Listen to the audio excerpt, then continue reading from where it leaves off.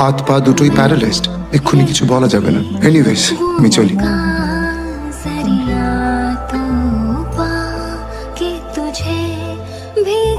Sorry Mithi, extremely sorry.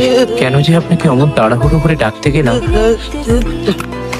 তাড়াহুড়ো করছো কেন? মিঠির লেগে যাবে তো, আসতে যাও না। আন্টি, কি?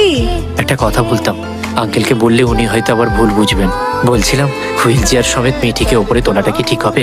মিঠিকে বারবার ডাক্তার দেখানো রয়েছে, তোমার ওপরে তুলবেন নামাবেন বলুন তো? আরে হড়বড়িয়ে হাঁটছো কেন? দাঁড়াও, মিঠিকে ওপরে তুলো না। আমি আর মিঠি এখন থেকে নিচেই থাক।